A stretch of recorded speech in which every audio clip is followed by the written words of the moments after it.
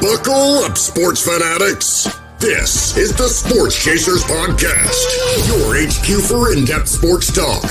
Join host Kevin L. Warren and crew as they dissect the hottest stories, ignite debates, and bring you closer to the action. From locker room whispers to expert takes, we cover it all. It's game time, so strap in and grab a drink. The Sports Chasers Podcast starts right now. Hey, what's going on, everybody? What's happening, everybody? It's another edition of the Sports Chasers Podcast coming to you live and direct. Well, by the time y'all get it, it'll be taped. But it's a Tuesday afternoon, Eastern Standard Time, man. Hey, like I said, we're going to try some new things this week. Hey, I'm going to call this Tactical Tuesday. I'm going to talk about a couple of things when it comes to the world of sports. We got some football lineup and some baseball lineup, man. We'll talk about that. I had a good time talking about the WNBA last night. I'm going to talk on a comment that was given to us. But before we do that, let's meet the crew. D-Dubs, what's up, man? How you doing today, sir? How's it going? What up? What up? Tuesday night. Hey, we are direct, you know. We are direct. Y'all get this sometime. Yeah, it's all good. No doubt. Good to be here, man. What's up? Got you, man. Got you. We got the DA. DA, what's up, brother? How are you tonight, sir? No complaints, sir. Tuesday, man. Tuesday. To get into. Got to get into it, man. Hey, before we get into it, let me just get a word from our affiliate. That's BetStamp, and y'all hear it right here. Hold on. Exciting news. I'm thrilled to announce our partnership with BetStamp and Sign Up Expert, opening up an incredible opportunity for you to join some of our favorite sportsbooks to get the best odds and new user offers. Head over to our dedicated page at signupexpert.com/sportschasers to explore a selection of sports books tailored to your region, each with unique offerings. If you're ready to take your sports betting to the next level and show some love for our brand, I highly recommend signing up for your next sports book through my expert sign up link. You can easily find it in the description of this video. So, hey, we got a new affiliate, BetStamp, for all my folks that like to get down and, you know what I'm saying? Hey, we'll see what the Yankees are doing tonight. Well, get your bets in. We got the link will be in this video, also on the podcast side, and you can go to our website. Everything you need is within our website. So you need the past podcasts, you got the videos, you go to our website. Hey, we got this thing at the very bottom of our page. It's called Twin Box. And you want to, we keep receipts and y'all can keep receipts on us. Hey, indeed. What did the DA say about Brendan Ayuk 3 years ago? Because we're about to talk about that. You can just type it in and I promise you it'll come up. And it'll even give you the episode and the clip. We like to keep receipts here. Oh. Shout out to my people, Dennis at Twin Box and Elena. Thank you guys so much. So let's dive into the world of sports. D-Dubs had something on his mind. I'll give it to him. Go ahead. Yeah, I was just, doing a little research. Should be Research Tuesday. And Research Tuesday, yes. Just looking up stuff, and I just came across. I mean, I might be late to the party, but I'm just trying to figure out why in the Pac-12, and maybe you guys could help me. Explain it to me. Why is the Pac-12 only left with two teams, Oregon State Beavers and the Washington State Cougars? I just and why didn't they just get up and move to the Mountain West Conference and be with all the teams over here? So as I do, I like to read and give people the credit. Yeah. This is from In the News from W.G. Ramirez. The Pac-12 may be down to the Pac-2, but that doesn't mean the league and its remaining members, Oregon State and Washington State, aren't gearing up for football. We're not licking our wounds. We're licking our chops, Washington State coach Jake Dickert said Wednesday at an informal gathering that included past stars from both schools, current players and coaches, and members of the media. Excuse me. Joining reporters who were in town for the Big 12 and Mountain West Conference media days, the abandoned Pac-12 conference hosted after hours with the Beavs and Cougs in an intimate center at the Bellagio Hotel and Casino. Tonight is a celebration, Pac-12 Commissioner Teresa Gould said. Tonight is the start of a new chapter. We are drinking tonight, and if anyone earned the right to drink, it's the Pac-12, she says. The night included gourmet hors d'oeuvres and an open bar while Dicker and Oregon State coach Trent Bray took the stage for first in a fireside chat setting. And I'm going to read this because I hear it's killing the DA. Go ahead. Hurry up. We're excited to play with a chip on our shoulder and show the world and college football that we can do, Bray said. Both our programs have been top 25 teams over the last couple of years and are really good football teams, and we look forward to displaying that this fall. DA, I give it to you. Okay. First off, this is done because the NCAA is stupid and reactionary. They don't proactively, unless they believe that there's going to be a move for some teams and some other conferences to come up next year to the Pac-12, which would make sense. And these are the sacrificial lambs. But yeah, it's easy to have free drinks and hors d'oeuvres. There's only fucking 2 teams there. It's good to have a fireside chat when there's only 8 people in the room, right? You know, just imagine if it was just a Pac-12 night, wouldn't nobody be? It'd be like 4 dudes there, you know, and they was looking to go to something else, and you know, so this it's you know they're gonna as from a sports perspective, everyone that plays sports knows you have to talk yourself up, and most athletes can hype themselves into anything. Like a team that maybe shouldn't win a game will talk themselves into, hey, man, we got a chance of winning, when they know goddamn well that the Bulls have won 72 games and you are 73, sir. Right? So, excuse me. So you know that. So the reality is, and cut the crap. Cut the cap. What they say, cap the cap. You're capping, whatever. Yeah. Listen. Stop. So let's wait and see if more teams join you next season. But if that doesn't, then you're going to lick your wounds. You'll be saying the same old fucking speech next year from another conference. Another conference, and you'll be saying the same thing next year if teams don't come join you. Because no one, why go play you? What's the why would a team come to play you? They don't get anything out of beating you. And only because there's 2 teams in your conference, you think, oh, well, we're the conference champions. Shit, somebody had to be. Other teams are going up. They're just this. Hopefully y'all can't make it to the championship tournament. Y'all out. Y'all as bad as being in the American Conference. And I'm not saying that's a bad thing, but y'all need to be playing with, go get in the league where you could beat the heck out of like App State or something, man. It'll be more travel, but it is what it is. The NCAA is always reactionary. They're not. You got to put your foot down. I know you just gave a reason why, but what's the real reason why these 2 teams just decided we're going to just chill? They were last on the boat. No, they probably was last on the boat and didn't believe it was going to happen. You know how things are. Like you don't. How could they not believe it wasn't going to happen? Everybody could see it was going to happen. Well, listen. But it's still, when you do that, Kev, I still think it has a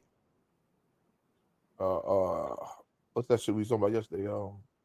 Musical chairs scenario.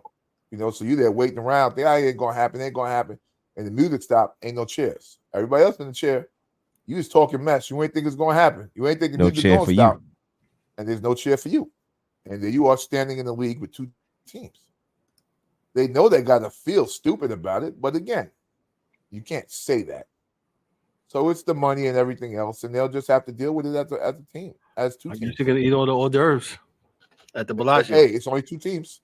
Yeah, they had a football event with food left over. Ooh, imagine that.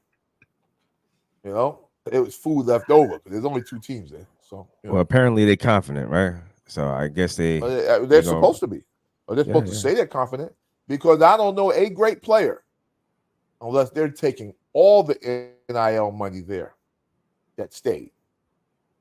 I'm sure everybody got on the bus to go to somewhere else as soon as they found out that these are only 2 teams left, because I don't understand what your explanation is to a kid. Like, how you explain that to a kid. Like, I'm not really sure what that means. So, not sure. let's D-Dub, did you have one last thing before we No, jump? I was just puzzled by it. So I just thought maybe I just did not. Yeah. Oh, okay. All right. Maybe, Yeah. Like I said, I might have been late to the party, so Let's move on to the National Football League. Yes, we're talking NFL because it's that time. We don't do football in May. It's nothing going on, right? So for Aaron Rodgers didn't show up for camp, but we're not here for that. Hey, camps have opened up. The Texans opened up last Wednesday. Bears opened up on this past Friday. Chiefs and Ravens opened up this Saturday. Packers opened up on Sunday. And today you had a host of teams, most of the rest of the NFL. And then tomorrow, the Falcons, Cowboys, Colts, Steelers start. And everybody will be in camp. But with that said, there's been a couple of contract Murray's, Caleb Williams, he hasn't signed yet. Jaden Daniels. Now I'm hearing about this guy is on a quiet lockout. I mean, what the Green Bay quarterback. I mean, he's still attending meetings. He's still going to camp. He wants to renegotiate, not negotiate, but he wants to, get his contract. He wants to renegotiate, man, because he's still within his first 5 years. Yeah. So he wants an early year 4 from him. Four. Yeah, he wants his early. Well, and it's not early because I think most if you're a good first round quarterback, you usually get, renegotiate early, right? So this is how the NFL becomes a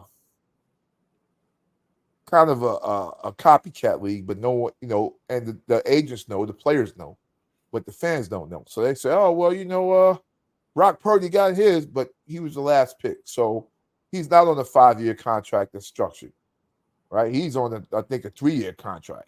So they had to redo him, right? They don't necessarily have to do this guy.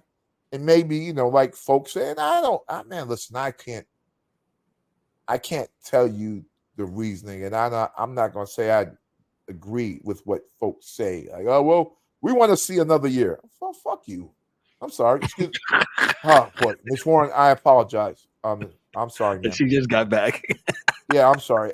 I'll say F you, right? Because if he gets hurt next year and can't play no more, then what? So he's doing what he has to do, right? He's trying to protect himself. That's it. And you say, well, he got to prove more. Well, maybe not, right? Because only in this era where you want rookie quarterbacks to play day one, but he had the leverage, and the Green Bay Packers had the wherewithal to say, listen, you can sit behind Aaron Rodgers a few years and learn and see what happens. So when he did get into his role, he flourished last year. He had a good season. Now, I don't know from a contract perspective what you're waiting on, because I don't know who the heck else Green Bay is paying. So if they're not paying him, it's because they want to see something else. And with that being said, when his 5 years is up, if I was him, I would stick them up. If they want me, we doing Deshaun Watson. Should he be doing Trevor Lawrence numbers? Oh, heck I think he's going to get it regardless, because that's what the market is dictating. Mm-hmm. Yeah, he's better than Trevor Lawrence. It's quarterback. It's literally. I forgot. That's what I'm saying. He won a playoff game, beat the Cowboys. Quarterback inflation. Yeah, well, until the league says they're going to have their own quarterback salary cap, this is where we're going to be at for quarterback. Well, they haven't heard us. They haven't heard you. So, and I think that would be a tremendous idea. Why wouldn't they do that though? Why you think? It would add money that the owners have to pay out of their pockets. Pretty simple. They make so much money now. I think I've heard this before, so it's been put out there. People said it. Yeah, it's not a hard. It's not an idea that's outside something that's normal, but the reality is, no one has a stomach for it, and you can tell by the talking heads on TV that no one even promotes the idea of this. Other than players, no one really even promotes the idea. They're looking out for the owners and the teams when the owners and the team aren't looking out for themselves, right? So it's like, listen, man, if we had this, then the other players would get paid. We could keep dudes more. But does that mess up the football ecosystem with, just a number, 4,000 or 5,000 Division I football players in college? and only 600-700 spots in the NFL. If you give that quarterback thing, guys are going to stay in the league longer. They're not going to move from team to team. Fans are going to have fan pressure because now Kevin's been on the team 10 years because he doesn't have to leave, right? Because the quarterback's not taking up all the money. Right. So it makes it harder for kids in college to get to the league. You know what I mean? So I understand it. I just still don't think it's right because now you have another league that kind of throws that whole mathematical scale kind of on its head because you got the USFL and whatever they are. That's the 500-600 spots of guys that can play somewhere else. So until they're ready to be NFL players. And the ones that are immediately good enough to be an NFL player, then you take them. Then you do that. Why not do that? But I think it'd be easier to give the quarterbacks their own pool of money for every team. You don't have to go outside. You get remember, the TV money goes up every year. So the salary cap goes up every year. So all you got to do is take a portion of that salary cap, to every owner add their own, $20 million on top of that, and this is for the quarterbacks only. 3 guys on your team split this much money, right? Now, here goes your other problem, guys. Once that happens, what do the quarterbacks start to ask for? There's the bickering in the quarterback room. But I don't know if that matters because you don't care if there's bickering in the locker room. So, it is what it is. So, Let me move on to the others. Other contract situations to monitor. You got Tua down in Miami. You got CeeDee Lamb with the Cowboys, and we got your main man Brandon Ayuk. Let's start with Ayuk. He's back in camp. Go ahead. The only thing I can think is this, man, is that he's back in camp because he knows his money's coming. Or else, why would you do that, right? Because if everyone is saying that, hey, man, you go to camp, you're going to get hurt, don't go to camp. Well, if you go, that means that, something, you're going to get your paper. Something so you don't have to necessarily, wild out because, if not, and you didn't think you was going to get your paper, you wouldn't go. If negotiations were that bad, you would not go. That's pat on the butt from John Lynch is not going to help you. Shanahan saying something in your ear is not going to help you. It's got to be that call from your agent that says, "Yo, we good." And I think they good. I think they got something. I think that they got your quarterback needs Ayuk. I mean, let's just be real. He needs that guy. I think that he'll be back. What? D? You don't agree? Can happen. Yeah. I think all kind of things can happen. I think, dog, listen, they be talking to Boza. Boza said, I'll cut some money off my bonus and I'll pick it up on this end, or this one does that. Yeah, there's all kinds of ways to put money that, these, what do they call them? Capologists to pull together for these teams to make sure this guy gets paid. So it's like I said, I would have if you're going to do that, I would have gotten rid of Debo and then kept Ayuk. Because I think Ayuk is at this point in his career, is a far more valuable piece as a player. You can get a lot for Debo now, but he's getting $25 million. So nobody's giving you that for a 30-something-year-old, everything back, or wide receiver, or whatever he is. Okay. CeeDee Lamb. Got to pay him. Doesn't make a difference. Because there's no Dak Prescott without CeeDee Lamb. So, Dak people Prescott, would beg to differ with you, DA. Oh no, he wouldn't. Dak Prescott is definitely not coming back if CeeDee Lamb's not there. So you can throw the ball to Zeke. What are we doing about? This might be Dak's last year in Dallas. Period, man. I mean, that's what I said. This might be it. Like, where does Dak go? And we got only a few minutes. Oh man, 2 minutes. Well, I mean, there's many places he could go, Kev. I mean, because there's everybody looking for the quarterback. You're taking with the Giants. Yeah, the Giants. Because this is Daniel Jones he's on the clock, brother. And well, somebody might say he was on the clock last. Well, he's been on the clock, but we try to give him a chance. He's on the clock. Think about it. All right, so we say Denver. There's a lot of teams out here. New Orleans. Yeah. Right. Denver, New Orleans. Who else in the AFC West? You think your man Sean wants another quarterback like that where he can't mold? You think Peyton wants somebody where he can't mold?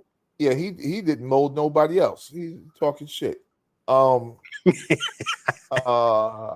else we got out there in the West? The Raiders will take him, right? I mean, in the NFC. Well, they got Minshew and the other dude that's fighting for the Raiders. Yeah, but you don't think that will put both them dudes out? Oh, well, 100%. Yes. Right? Yes, sir. Yes. Right. Then you go to the NFC. Matthew Stafford's going to retire soon. Rams. Right? If the Caleb Williams experiment looks horrible this year, Chicago, Minnesota, right? Yeah, they drafted the kid. They don't know, but he'll come in there and beat the hell out of both him and Sam Darnold for that spot in Minnesota. And he's in the dome. You know, there's so many places that, you know, you don't think that the Patriots would take him? Yeah. Right? Buffalo? No, just joking. I said, who else? In the AFC, NFC East, if Jaden doesn't work out with Washington, you know, these are all teams that Dak Prescott threw for 5,000 yards last year, B. Oh, 5, but you didn't say that about Josh Allen. You're still on him. Hey, Josh threw 20 interceptions last year. Dak threw 4 or something, 5 or something. There's a difference. The math is not mathing. So, you know, I can't. Yo, G, I heard a dude on the radio, a fan. I was listening to one of them shows.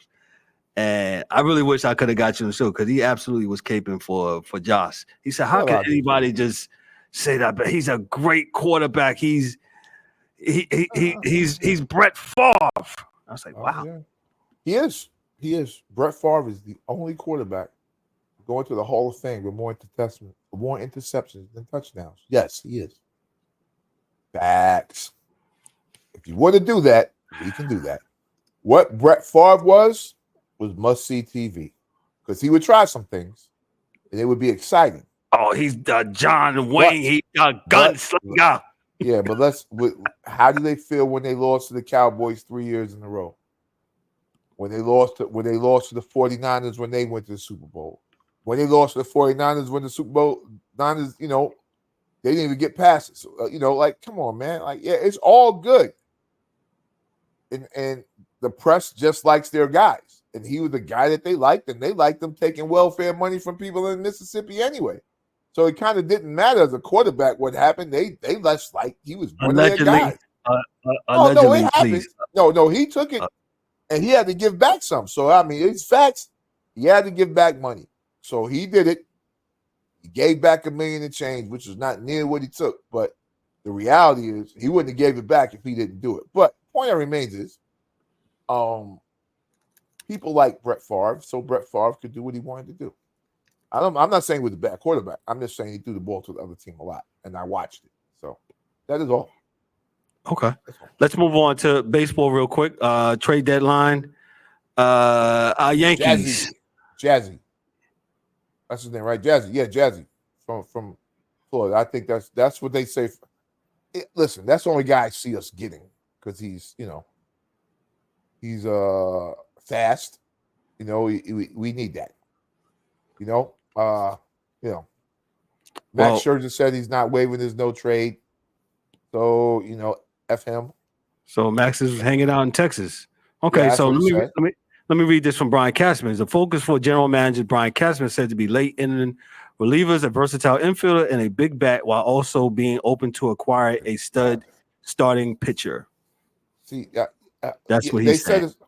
They said we got this. We trade for a starting pitcher, right? But what they're talking about giving up, man, is both of our best players in the minors. Yes, and that is Spencer Jones and Dominguez. Yes. Yeah, we can't do that. No. Now, and you do that. Are we doing that for Vlad? Well, they want to keep Vlad up there, but I'm not giving that up for Bo Bichette. No. Spencer Jones and Jason Dominguez. Come on, man. For Vlad? For Bo? Yeah, I wouldn't do Vlad or Bobachek. They want to keep Vlad up there. But I wouldn't do it for Bobachek. No, not for no. Maybe I wouldn't do it one for enough him. from Boba Yeah. So if there's a pitcher, yeah, he's got to be a lefty that's starting now. I think they said the dude from the White Sox, Crochet. He's a right-hander. Left-handed pitcher, Garrett Crochet. Mm-hmm. But that's the only thing I can see from them. Then there's Robert DeJong, shortstop. So if you want a shortstop, he's got talent. He's good. He has good power and speed, which we need. And he also plays a solid. He's pretty good in center field. So, I mean, I would do that. I couldn't see much else. I can't. They said the Yankees looking at Chad Green again. So I don't know. If he's giving us a discount, but I don't know what he would do. He has a 2.6 ERA right now. Right.